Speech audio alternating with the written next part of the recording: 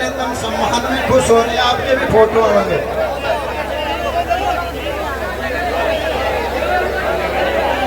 देखिए हमारे भाई चंद्रशेखर आजाद जी जो आप सबने मिलके सतगुरु महाराज के आशीर्वाद से संसद तक पहुंचाया आप सभी ने, आज वो आपके बीच में आपका आभार व्यक्त करेंगे और सतगुरु समनदास जी महाराज के चरणों में नतमस्तक होकर यहाँ आए हैं और वे महाराज रविदास सतगुरु समनदास जी महाराज के बारे में आप सभी को संबोधित करेंगे। तो धन्यवाद भाई चंद्रशेखर जी।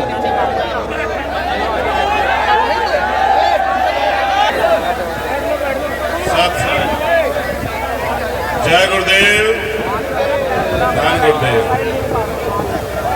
भाइयों, यदि आप भाई चंद्रशेखर को इतना दिल से चाहते हैं तो आप व्यवस्था के जो हमारे जिम्मेदार हैं उनका आदेश है कि आप बैठ जाओ। अगर आप बैठ जाओगे तो पीछे के लोग हैं उनको मेरी आवाज चली जाएगी। बड़ी मेहरबानी होगी अगर आप बैठ जाए। आप सभी कह रहा हूँ बैठ जाओ,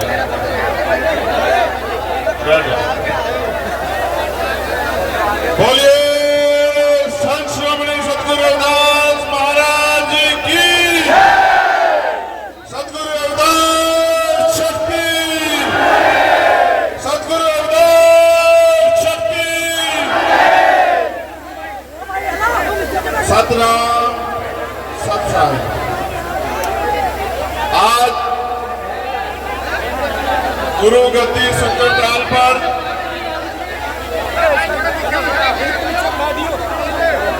महात्मा ज्ञान भिक्षुदास जी की 64वीं पुण्यतिथि पर इस ऐतिहासिक धरती को नमन करने आए लाखों लाखों की संख्या में हमारी माए बहनें, हमारे बड़े बुजुर्ग, नौजवान साथी और यहाँ उपस्थित सभी संत, महात्मा गद्दी पे नसीब महात्मा गोवर्धन दास जी और जिनका आशीर्वाद पहले दिन से आज तक मेरे सर पे है, अमर ज्योति सतगुरु समनदास जी महाराज जी के चरणों में भी मैं नमन करता हूं। बोलिए सतगुरु समनदास महाराज जी की। उनके साथ साथ जिस धरती पर आप बैठे हैं, जिनके नेतृत्व में ये खरीदी गई, मास्टर हरि कृष्ण जी के चरणों में भी मैं नमन करता हूं। आज वो इस दुनिया में नहीं। आज हम यहाँ शांति से बैठे हैं, लेकिन इसको तैयार करने में बहुत बड़ा योगदान है और जितने भी रविदासिया धर्म के इस मिशन को आगे बढ़ाने वाले हमारे संत, गुरु और गुरु प्रेमी, गुरुमुखी जितने यहाँ हैं, उनको भी धन्यवाद देता हूं। उनके पर चरणों में भी नमन करता हूं। सम्मानित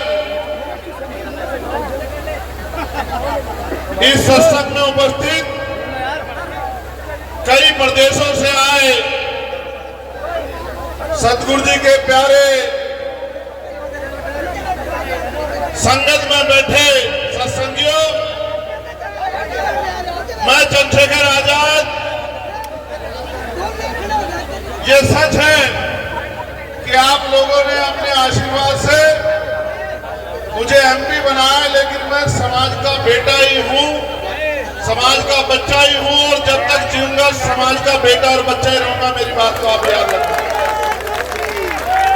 आज हम यहाँ उपस्थित हुए हैं, मैं आपको अपने दिल की बात बताता हूं। मेरे पिताजी और मेरा पूरा परिवार मेरे घर को 2 घर छोड़ के सतगुरु रविदास जी महाराज का गुरु घर है। मैंने उनके अलावा किसी दर में मत्था नहीं टेका पूरी जिंदगी।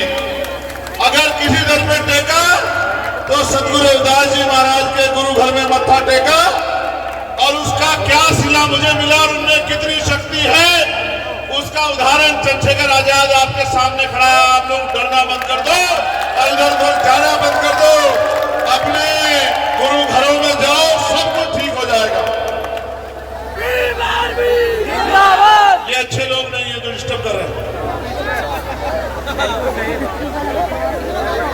सत्संग की गरिमा को बना के रखो।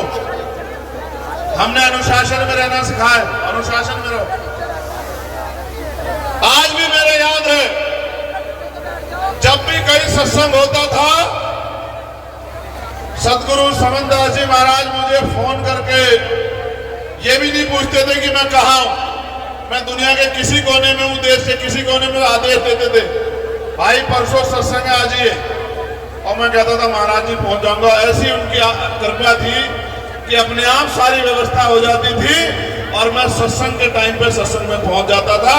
हमारे तमाम जो जिम्मेदार लोग हैं वो जानते होंगे, मैंने बहुत सारे सत्संग हजार किलोमीटर की दूर से आके पूरे किए, क्योंकि उनका आशीर्वाद जब कोई कहता था, जब वो गुरु गद्दी में बैठते थे कि इनके सर पे हाथ रख दो, तो गुरुजी गुस्सा होकर कहते थे कि हाथ क्या, मेरा पूरा आशीर्वाद इसके साथ, और ये एक दिन पूरी दुनिया में समाज का नाम रोशन करेगा। इतनी जोर से चिल्ला के वो कहते थे। और जिस दिन वो इस दुनिया से गए, पूर्ण हुए, ऐसा लगा कि सब कुछ रुक गया हो। लेकिन मैं धन्यवाद दूंगा इस गुरु गद्दी पे नसीब जो महाराज गोवर्धन दास जी हैं और उनके सहयोगी ने भी इस मिशन को फिर से खड़ा कर रखा है। मैं उनके चरणों में भी नमन करता हूं। मेरा आपसे कहना है, मेरा आपसे कहना है, सदगुरु रविदास जी महाराज कोई साधारण गुरु नहीं थे। उन्होंने जो कहा दुनिया में उसकी कोई तोड़ नहीं है। 600 साल पहले वो जो कह के गए, जो दर्शन उन्होंने दिया, विरोधियों ने उस दर्शन को दुनिया के बीच जाने नहीं दिया। अगर उनके विचार दुनिया के बीच चले जाते, क्योंकि दुनिया में व्यक्ति राज नहीं करता, विचार राज करता है, और जो विचारों से जुड़ जाता है उन्हीं का राज आ जाता है। जब तमाम तरफ राजा महाराजा राज करते थे, 600 साल पहले उन्होंने ऐसा चाहूं राज में जहां मिले सबन्नु अन्न और छोटे बड़े सब संग से रविदास रहे प्रसन्न। ऐसा राज जहां कोई ऊंच नीच ना हो, कोई छोटा बड़ा ना हो, कोई भेदभाव ना हो, कोई गरीबी अमीरी ना हो, किसी बहन बेटी का अपमान ना हो, किसी को खाने के लिए अन्न की, तन ढकने के लिए कपड़े की और सर ढकने के लिए छत की, पीने के लिए पानी की कोई समस्या ना हो, सब लोग मानवतावादी राज में रहे। ऐसे राज की कल्पना 600 साल पहले की। अगर ये राज की कल्पना जो लोग उस समय के सत्ता में स्थापित लोग थे कोई कर देता तो पूरी दुनिया में जय जयकार होती। लेकिन हमारे गुरुजी को और उनके विचार दर्शन को बहुत लंबे समय तक रोकने का प्रयास किया गया। मैं तो धन्यवाद देता हूं हमारे सिख भाइयों का कि उन्होंने गुरु ग्रंथ साहिब में सदगुरु रविदास जी वाणियों को सबसे ऊपर रखा, उनका इतिहास जिंदा रखा। और सदगुरु जी ने कहा मैं समाज को भी संदेश के तौर पे कह रहा हूं और बात सुनना आपको समझ आएगी। एक बार संगत ने सदगुरु जी ने पूछा कि गुरुजी हम इतनी मेहनत करते हैं, पसीना बहाते हैं, तमाम तरह के संघर्ष करते हैं, जमीन का सीना चीर के फसल उगाते हैं, फिर भी अब गरीब बेबस लाचार क्यों है?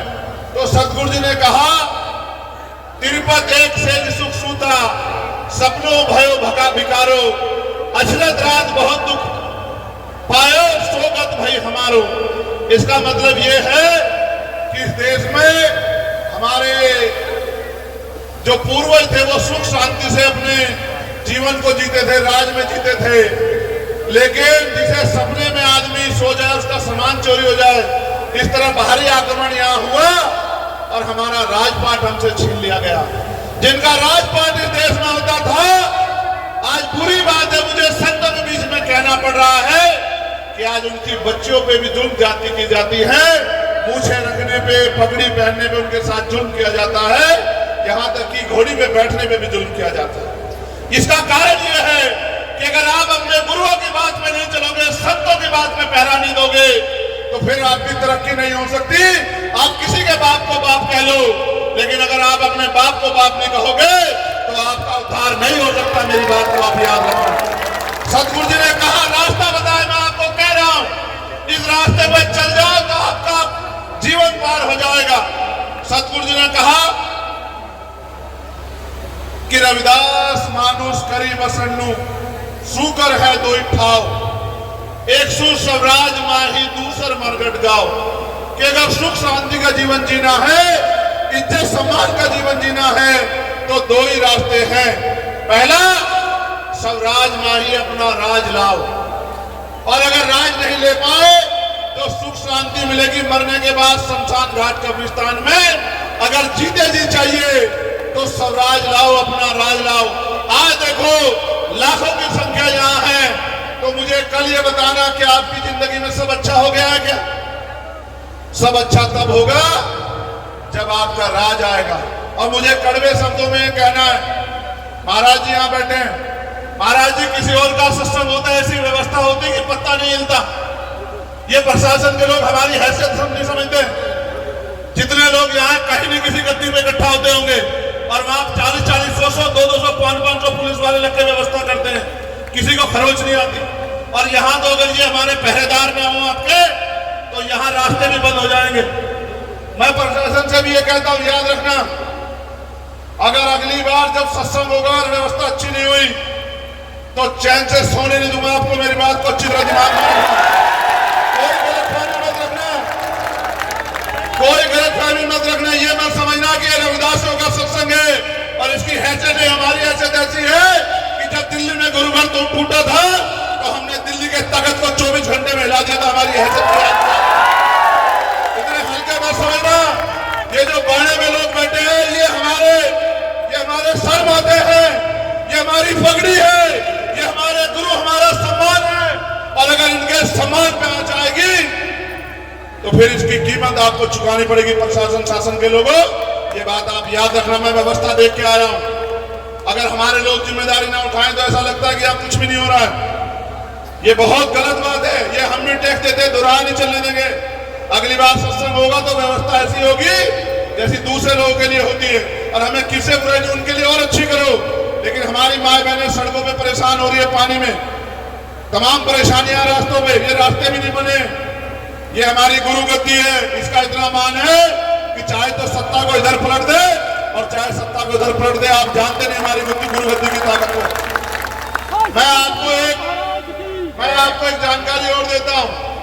जब तक इस देश में जिस दर्शन की बात मैंने की, जब तक बेगमपुरा दर्शन नहीं आएगा, इस बात को समझना, बेगमपुरा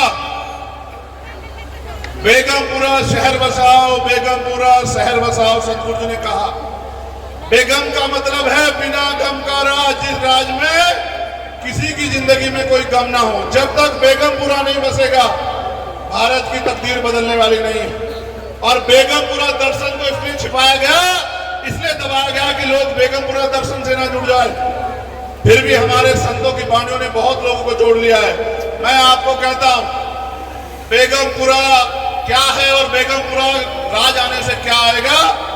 इस बेगमपुरा का प्रचार करने के लिए हम लोग जुलाई के बाद अगस्त महीने से एक यात्रा शुरू कर रहे हैं, मानवतावादी बेगमपुरा जागृति यात्रा, और पूरे प्रदेश में लेके जाएंगे जब तक बेगमपुरा शहर नहीं बसता। क्योंकि बेगमपुरा मेरा सपना नहीं है, बेगमपुरा सतगुरु रविदास महाराज जी का सपना है, हमारे कुल गुरु का सपना है, हमारी अस्मिता का, सम्मान का सपना है। और अगर किसी सपने को उनकी औलादें पूरी नहीं करती, वो औलादें अच्छी नहीं हो सकती है। मैं वचन देके कहता हूं इस मिट्टी पे कि जब तक मेरा जीवन है, मैं पूरी ताकत लगाऊंगा कि बेगमपुरा राज आ जाए, बेगमपुरा शहर बस जाए, बेगमपुरा बिना गम का राज आ जाए, सतगुरु जी की इच्छा पूरी हो जाए। एक उनका खून, उनका बेटा होने के नाते बेगमपुरा राज लाने के लिए हम लोग पूरी मेहनत करेंगे। इसलिए समाज को दर्शन से जागरूक करने का काम करेंगे। और मैं फिर कह रहा हूं, नेता तो समाज ने बनाया हूं, लेकिन समाज का खून हूं। मेरे खून का एक कतरा कतरा आपकी इज्जत के काम आएगा। आप पे उठने वाली हर लाठी के लिए ढाल है चंद्रशेखर आजाद। इस बात का वचन इस गुरु गद्दी से आप लोगों को दे रहा हूं। मैंने सुख सुविधा के लिए रास्ता नहीं अपनाया। जैसे संतों ने बाणा समाज को दिशा दिखाने के लिए पहना है, उसने मैंने बाणा समाज को सही दिशा दिखाने के लिए पहना है। मैंने 16-16 महीने जेल काटी, आप जानते हो। 16-16 महीने मैंने दिल्ली में गुरु घर टूटने में 96 लोगों ने 66 दिन तक जेल काटी, 250 लाठियां खाई। इतना जुल्म था, मेरे पैरों के नखून खींच ले गए, मेरी रीढ़ की हड्डी तोड़ दी। कि मैं घबराया नहीं कभी, क्योंकि मेरे सतगुरु महाराज का हाथ मेरे ऊपर था। और आप जानते हो 4 गोली चलाई गई मेरे ऊपर, 1 साल नहीं हुआ, यही महीना था, 4 गोली चलाई गई। और जो डरते हैं इधर उधर जाते हैं, देखो सतगुरु रविदास जी महाराज का आशीर्वाद था कि आपका ये लाल जिंदा 4 गोली भी इसका कुछ नहीं बिगाड़ पाई।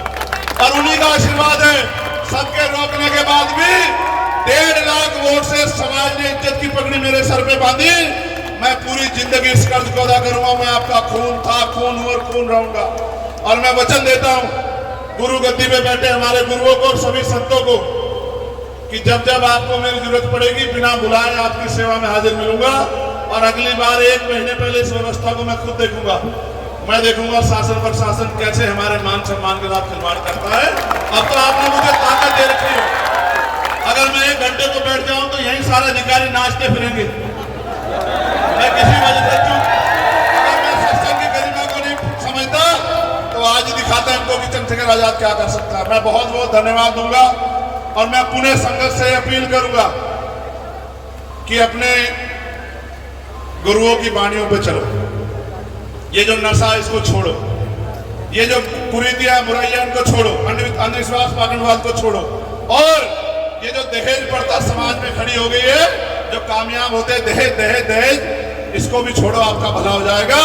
और हेलमेट लगाया करो जब आप चला करो, अपनी जिंदगी की रक्षा करो और नशे से अपने परिवार को दूर रखो। और ये तभी दूर, सतगुरु जी ने समझदारी ने कितने परिवार पार तारे, लाखों परिवारों को छुटकारा दिलाया। आप भी अपने बच्चों को समझाओ, तभी समाज आगे बढ़ेगा। बहुत बहुत धन्यवाद। एक जोर से जयकारा लगा दो मेरे साथ, बोले परम संत सतगुरु समनदास महाराज की, अमर ज्योति ज्ञान महात्मा ज्ञान भिक्षुदास जी की, बोले सतगुरु रविदास महाराज की, सतगुरु रविदास शक्ति, सतगुरु रविदास शक्ति। बहुत बहुत धन्यवाद। जय भीम, जय भारत, जय संविधान।